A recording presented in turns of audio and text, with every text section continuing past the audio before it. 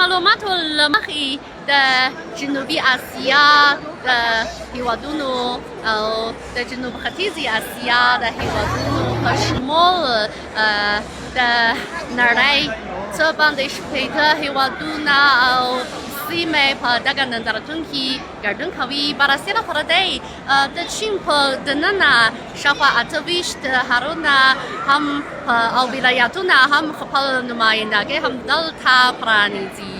نو هر ځای کې د ګوناګون حالات تر سترګو کېږي او دا د چینایانو لپاره هم یو ښه فرصت، د چینایانو او چیني مشتریانو لپاره هم یو ډېر ښه فرصت دی چې د نورو هېوادونو غوره تولیدات اخیستلی شي.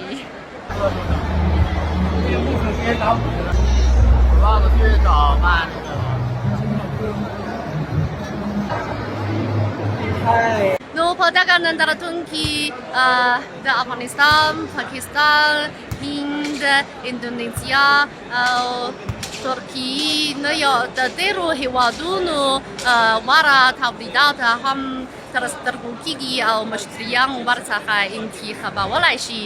نو زه په دغه نندارتون کې د چکر وهلو په ترڅ کې یو پښتون دوست سره ګورم. های خپل ځان پیژنئ؟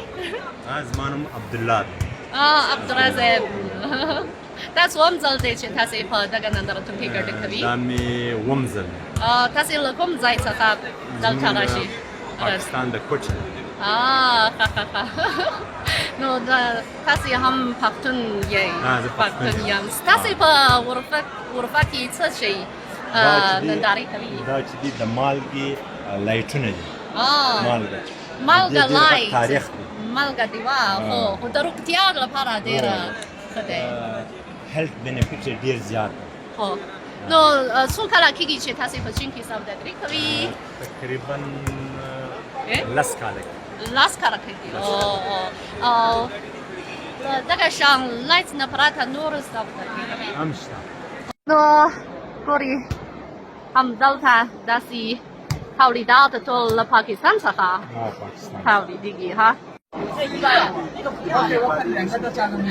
دوی په چیني ژبه اوس د امتیاز مشوره کوي، د بیې د ټیټوالي بحث کوي. ښایسته قیمتي ډبره ګڼئ. Online payments， 嗨，online payments。这是我的好朋友。